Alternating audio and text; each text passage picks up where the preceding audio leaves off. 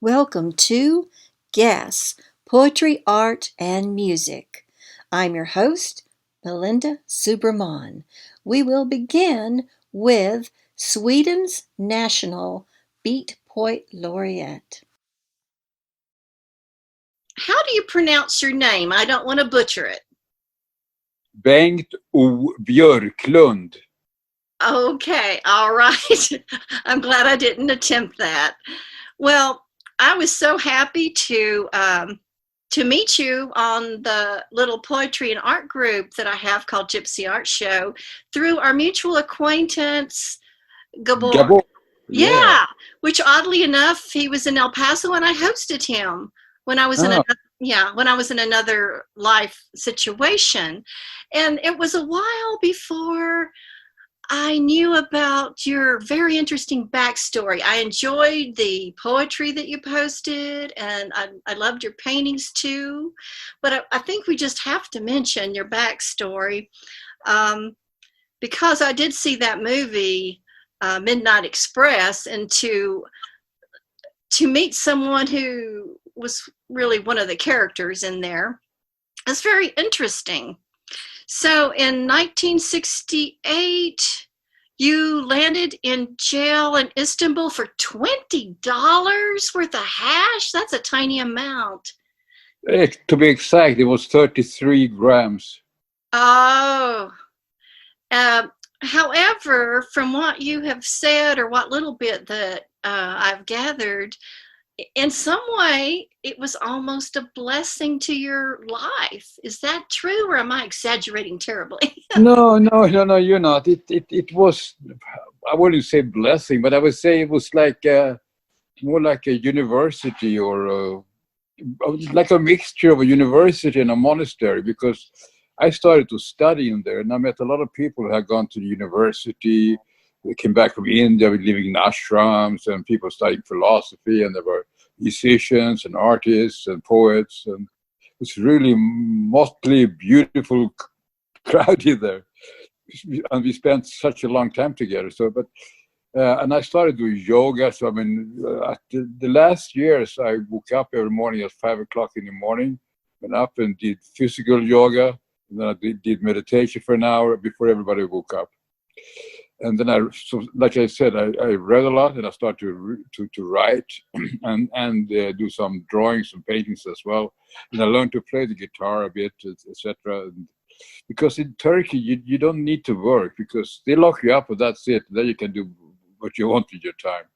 If you want to make it like in comparison to Sweden, where they lock you up and they give you a uniform and you don't get anything, you have to work for nothing, and etc. etc. It's just a constant humiliation compared to the Turkish jail. I saw a quote I really liked from some site where someone had asked you about your poetry, your influences, etc. But I like when you said, "I write for the sake of singing to the world." Okay, I said that. Yeah, that's beautiful. Yeah, this sounds good. Yeah. Would you like to sing to us for a bit? I mean, in your way. Hi all. I hope everyone is okay. Weird times.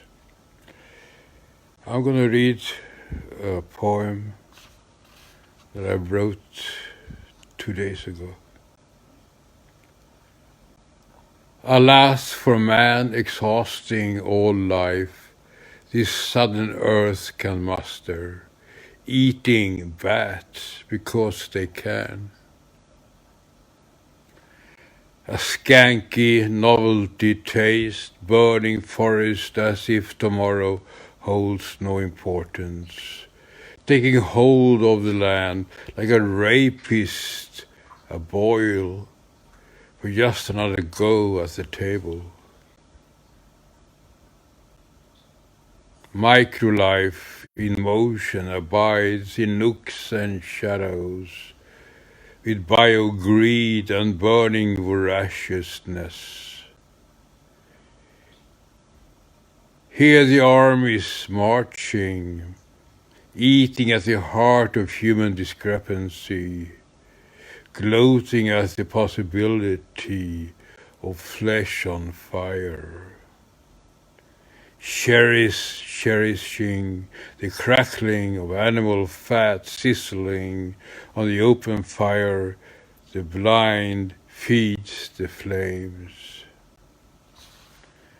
The force of the vulnerable bleeds and feeds that which is invisible to the naked eye. Lockdown, isolation, coding, wanting to greed. The old pay the price as shares must be lucrative. Songs erupt, old men shrug and stare into their turn into the ventilators. For another generation, there are rumors of desperate leaders pleading with the market beneath a toxic sky. There is hate and a breach of humanity running at large, defying equality and risk. There is strength in the few where the garden enchants you, where the flow of the blue is the color of the flu. Okay, all, stay safe. Hey, Jonathan. Jonathan Hello, Penton? Linda. I'm sorry. That's me. Jonathan Penton of Unlikely Stories joins us now. Jonathan, tell me about Unlikely Stories, like how long it's been going, what you're doing there, and just take it from there. Okay. Well, Unlikely Stories, I founded Unlikely Stories in 1998, so we've been running for 22 years now on the web. It's a primarily web-based platform. We publish a lot of poetry. We publish a good bit of fiction and creative nonfiction. We publish visual art, music, movies, stuff like that, and other multimedia things, as well as some visual poetry. And we publish 3 or 4 times a week. We'll publish one person and a few poems by them.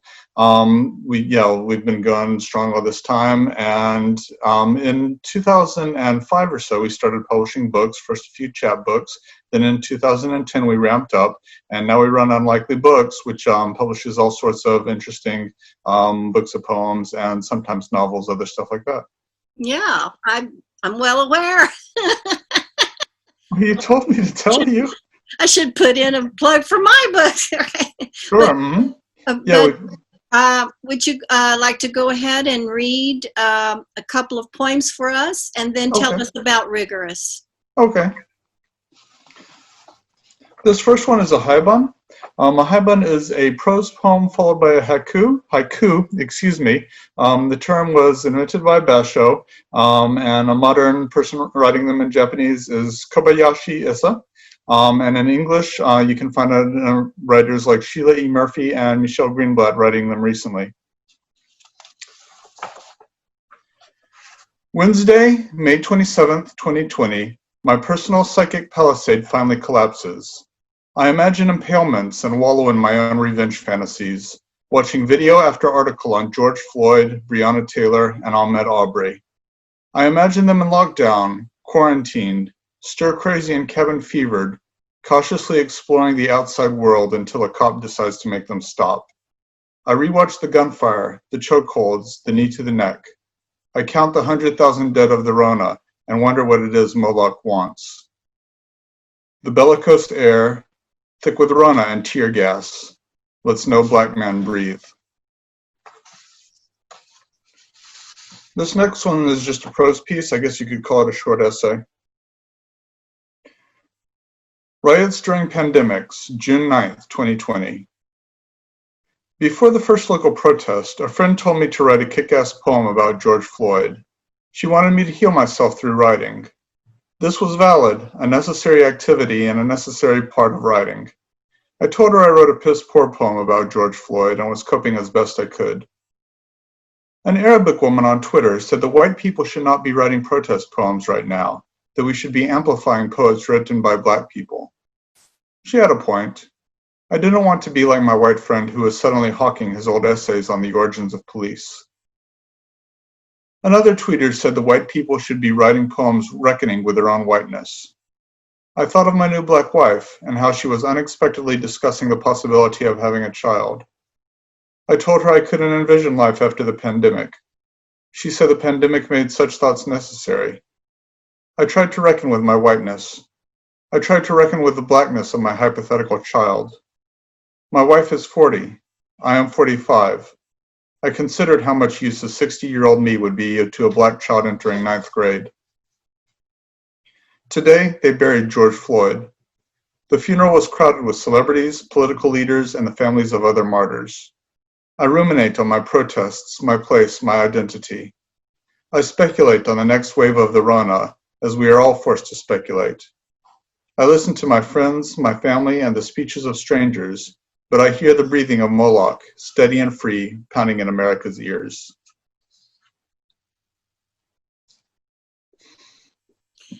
So we learned a lot about you from the poem.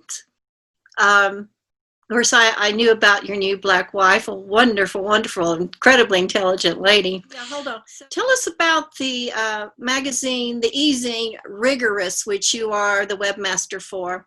Mm-hmm. Yeah, Rosalind Spencer started it, working with Ken and J.P. Garcia. They edited it together.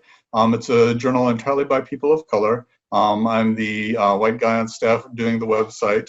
And yeah, it's they started it 4 years ago on Inauguration Day when Trump was first inaugurated. So it's coming up on its 4-year anniversary. And it's, yeah, just a wonderful journal of literature and art and everything else. Oh, was that her dropping something? It was. She just said she was sorry. Well.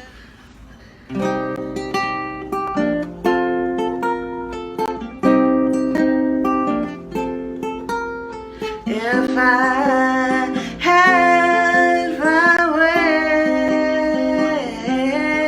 I'd find a way to tear down the walls and fences that divide us. If I had my way,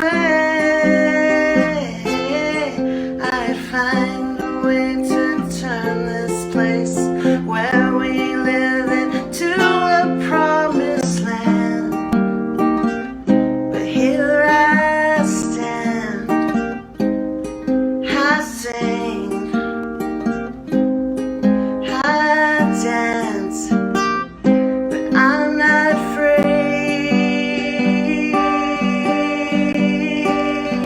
till everybody's free.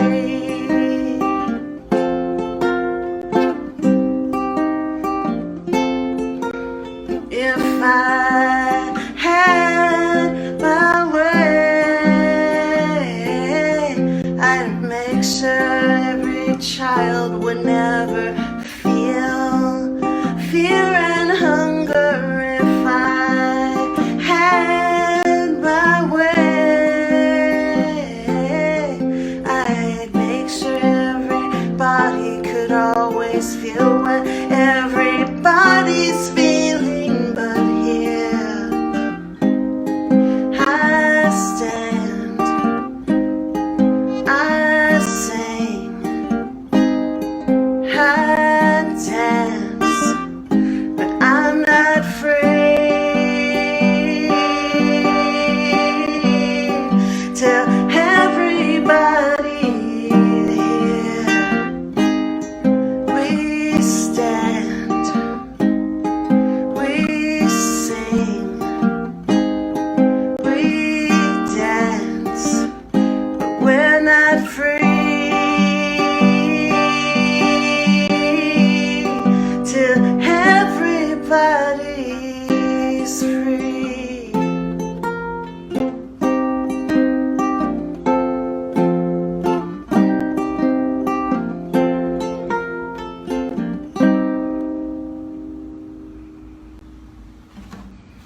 In 1971, I was 6 years old when we flew out to stay with Keith Richards and Anita Pannenberg at the Villa Nelcott in the south of France. Mum had become friends with Anita at a rehab clinic in Oxford. Anita told Mum the Stones would soon be moving to France and become tax exiles, and they were worried once they got there they wouldn't know how to get hold of drugs. That's how my brother and I ended up with cocaine strapped to our chest and backs as we checked into the flight desk at Heathrow, caught the flight over to France, walked out through the customs, and were met outside by the chauffeur.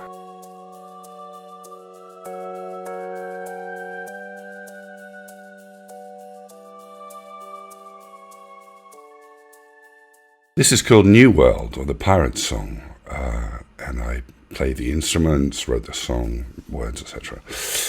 I started writing this years ago in New York, probably the first real song I wrote. It was inspired by a roommate at the time, Mr. Kim, who's was a consultant lawyer to the South Korean government. An amazing, fascinating guy who, during our time in friendship there, we went across country, but he sort of opened my eyes to a slightly different kind of world perspective, Korean, and really encouraged me to develop a singing voice. Before that, I only played guitar. So it's the first really big song I wrote, although I've just finished it right now, in terms of the rhythm and the meter and really finding a good structure for the melody and the vocals.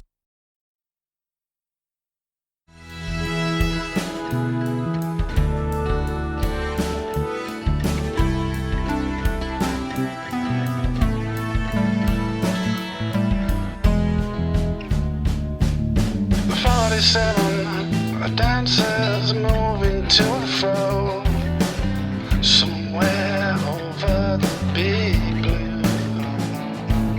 The first one said to the second one there, which way to go? Just do what I do.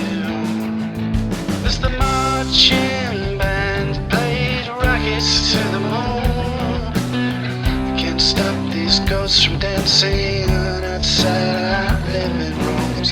Gather around and watch it go down in front of you. Not a day too soon. Welcome to the new world. Welcome to the new world. It's not so far over the moon. Welcome to the true world, yeah. Underneath the big house, we've been hiding there.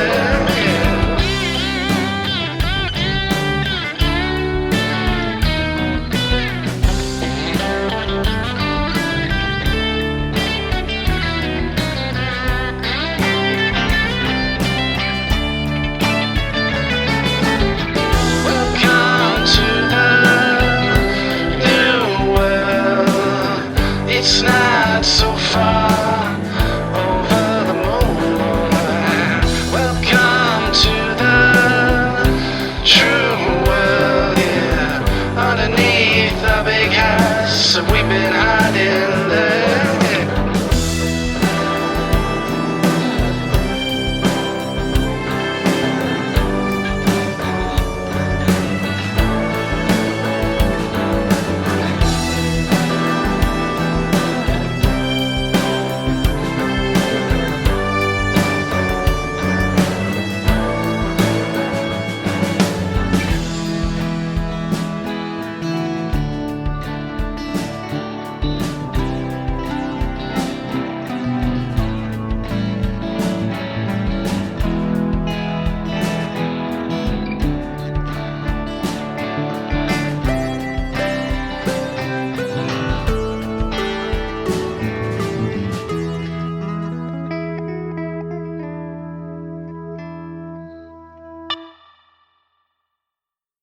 So I'm here with Chuck Joy.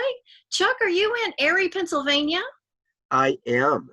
There are a lot of poets and artists there because somehow I get more from Erie, Pennsylvania than anywhere for No this show. kidding. Yeah. Yeah, I thought it was special up here. That's good to hear. Yeah.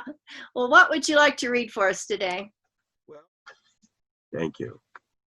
Here's one I put up on Gypsy just a little while ago. It's called What I Like Best, Wearing My Mask. The freedom. A cloth over my lower face and mouth allows those parts to emote at will, dance like nobody's watching. Often I grimace, but mostly I smile. I feel freer smiling, wearing my mask. Okay? Are you still a psychologist? I'm a child psychiatrist, and yes, I'm still working. In fact, I'm still going to workplaces. Oh, okay. Where I'm all the work is done over the phone, but I'm glad to be able to go to a workplace. Does much of your writing ever come from your experiences? I know you can't talk about particular things and all that, but I mean, does some of your writing come from your work? I think that has a pretty inhibiting effect, but not completely. And I enjoy writing about several categories. One of them is, the work, child psychiatry, that sort of thing. Yeah, because I was a registered nurse, and of course, I can't talk about specific things, but I did talk about, some of the things that went on in a general kind of way, because it's so interesting.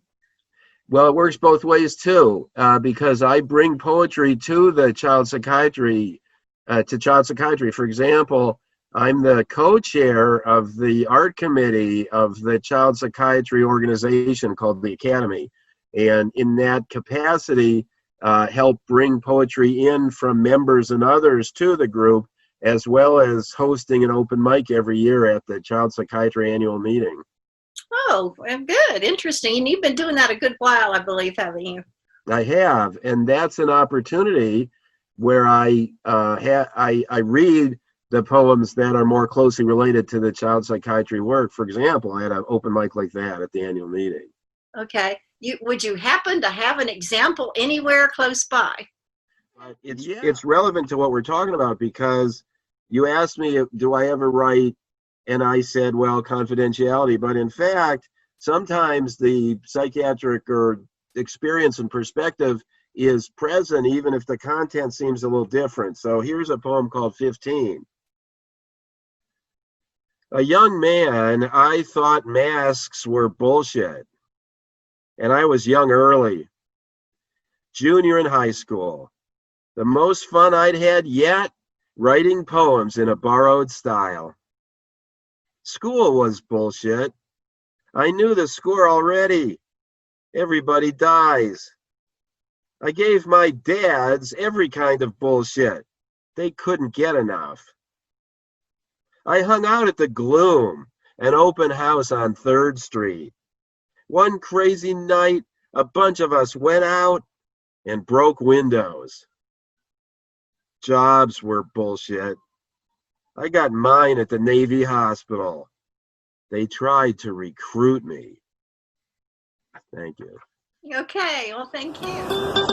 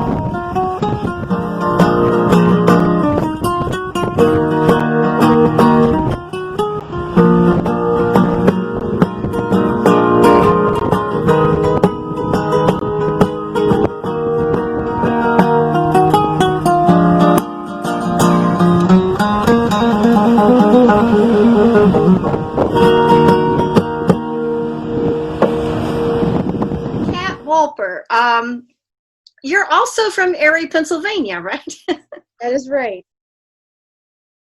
Okay, this one took me a while to find the words for it, and I'm not sure that the words are exactly where I want them to be, but here we go. This is Mama, I'm through.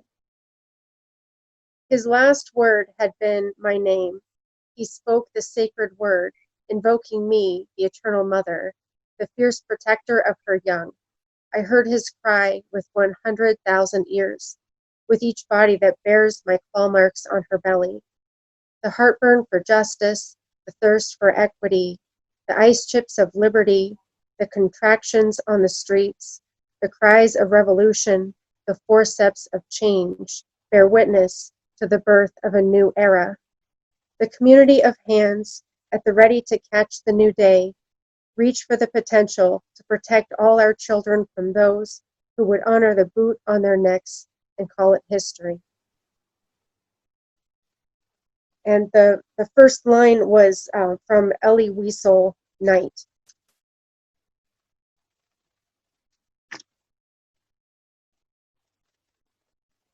This I wrote regarding how it felt to be included at the march, and it's called My Prayer at the Black Lives Matter March. Prayer is harmony with the universe. It is tuning into the earth, and she is green, like Terra, like Gaia, like Aster.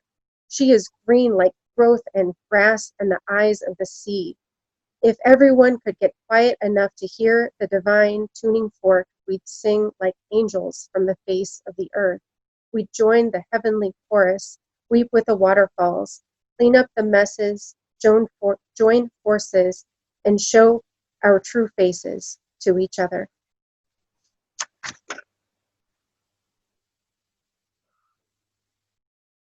These days, as the streets run empty, as the bangs bother eyes, as the grocery cart cries to be spilled over the brim, as the anxiety knots, as the hospitals fill, as the candles flicker in the dark.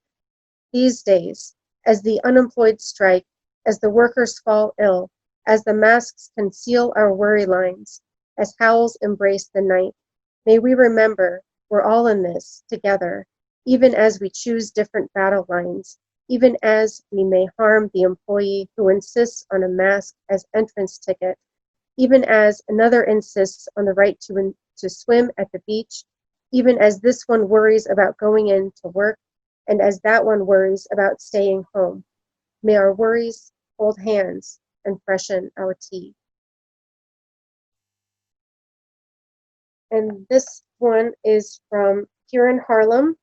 It's a collection of poems written by the residents of Harlem, New York. This one is by J. Melton Brooks, aged 41, Undertaker. Dying is not an easy trip, no matter what they say. The night ahead is long, and how short was the day. I've carried these boxes, wheeled them down the aisle, and drove them slow past the Apollo for that last mile. For some, it's all tears and bitter grief. Others are tired and glad of the relief. I try to move it along, try to ease the pain. I tell the kin it's just the tired body laying on satin sheets, faces powdered, hair combed. They lie there sleeping, they'll wake up home. But there comes a time when I have to weep. It's when we lay some teenage boy so deep. I close my eyes and pray the Lord to save me from watching the old men shuffling children to the grave. Okay. Very nice. Thank you, Kat. Thank you, Belinda. Okay. All righty. See you around. And I'm going to close out the show with a vintage piece by me called Thanksgiving, with the beautiful music of Ken Klinger. Thanksgiving. I'm thankful for this brown carpet with human fuzz, the sound of feet above me, the winds howling outside, me warm inside, alone but sheltered. The womb warmth of my soul energy and of those I've gladly known, our cascading colors of light happily perplexing in this fluctuating perpetuation of life. The intensity of youth, the sharp, edgy freedom, spending time, coins with their edges rubbed off, that's what it's like, getting older. I was 3/4 and felt everything more than it should be, my hands colder than snow, the wind, the howl of the Arctic. I shivered with Christmas hymns all the way back to Santa in the magical, frightening world of child. I tingled with glad, knowing numbness. Then I was transported, connected to every atom in the cosmos. I was cold and warm. I was there and I wasn't. I knew and I was innocent. I loved and I was vacant. I was human, vegetation, and the swirling forces, blackness and pure light. Then I realized everything is infused with soul. I am a seed, and I have grown. I am part, and I am whole. Thank you for watching and listening to the Gypsy Art Show, Poetry, Art, and Music.